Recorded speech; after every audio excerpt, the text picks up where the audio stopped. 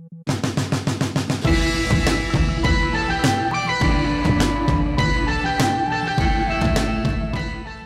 this is Chad Nelsen, the CEO of the Surfrider Foundation. Welcome to this episode of The Current, where we take a deeper dive into some of the issues that Surfrider is working on. This episode of The Current, we're going to talk about the implications of the recent election. But before we do that, I want to quickly talk about the Trump administration and the 4 years we just survived. We had to play a lot of defense over this last 4 years, whether it was fending off issues like plans to open all coasts of the United States to offshore drilling, defending the Clean Water Act, and fighting to make sure that our public lands and waters were protected. Fortunately, that looks to be changing, and I'm excited to have Pete Stauffer, Surfrider's environmental director, with us to talk about some of the implications of the recent election. Pete, welcome. Yeah, thanks for having me, Chad. Well, maybe we could start by, you could quickly talk sort of about what happened at this election and what those implications might be for the Surfrider Foundation. Yeah, well, obviously a hotly contested election. The big news is we're going to have a new president.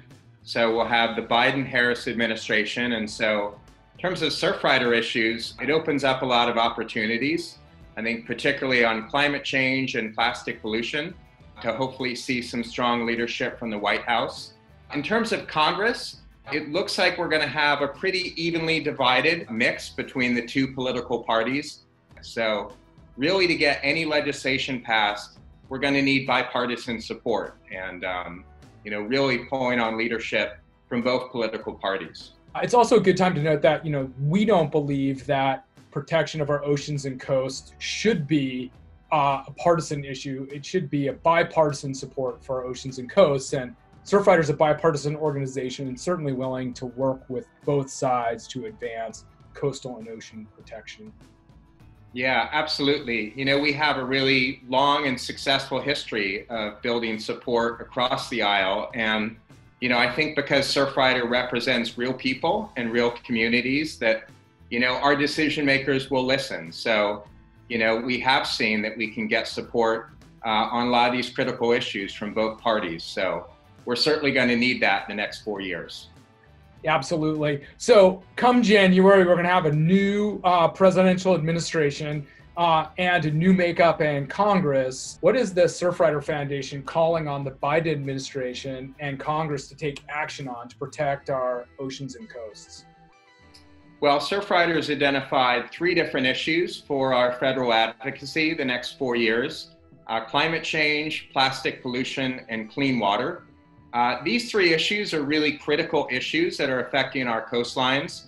They're also the things that our network is most passionate about. So over the next 4 years, we'll be mobilizing our network and really calling for strong federal leadership, both from the White House, but also from Congress, to tackle these issues.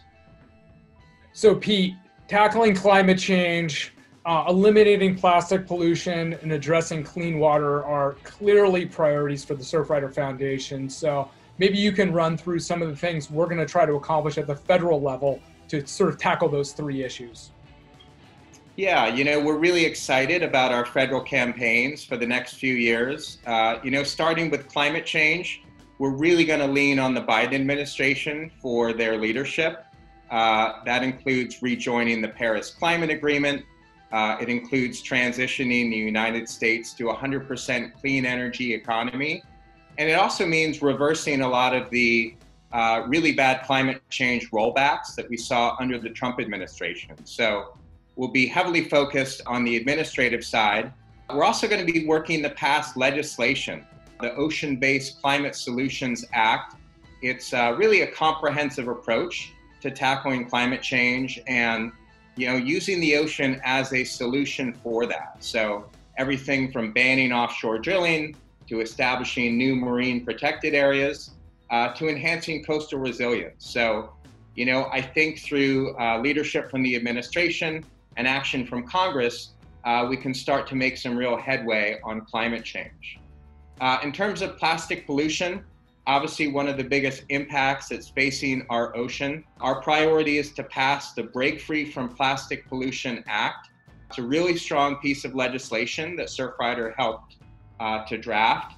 And essentially that would reduce both the production and consumption of single-use plastics. So really would address the plastics crisis head on. And then finally, for our third priority, which is clean water, the good news is that we have the Clean Water Act in place, but really what we need to do is make sure that we're implementing the Clean Water Act and that we're funding it.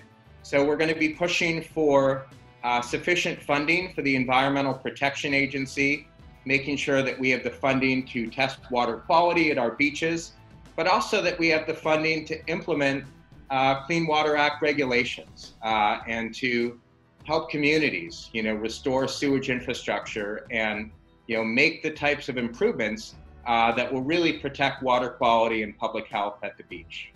So it sounds like there's a lot of work to be done and a lot we can accomplish at the federal level, whether it's addressing climate change, protecting clean water, or tackling plastic pollution.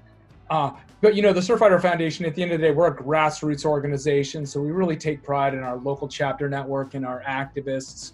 So Pete, maybe you can talk about how every individual can play a role and get involved in advancing our federal priorities.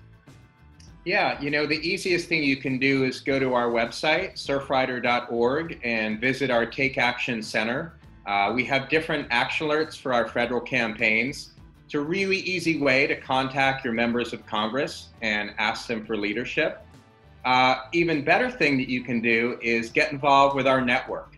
We have chapters and clubs across the country, and not only can you participate in our state and national campaigns through our chapters and clubs, but you can get involved in local activities. So whether it's beach cleanups or recruiting new ocean-friendly restaurants, this is the kind of stuff that really keeps our beaches clean at the local level.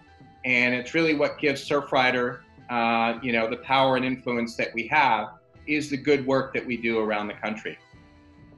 So, Pete, thank you so much for spending this time to talk about Surfrider's federal priorities. Yeah, thank you.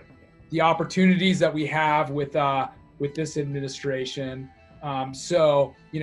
We encourage you to check out Surfrider's website, join as a member, and get involved with our chapter network. So thank you for tuning in to this episode of The Current. Pete, thank you, and let's get to work.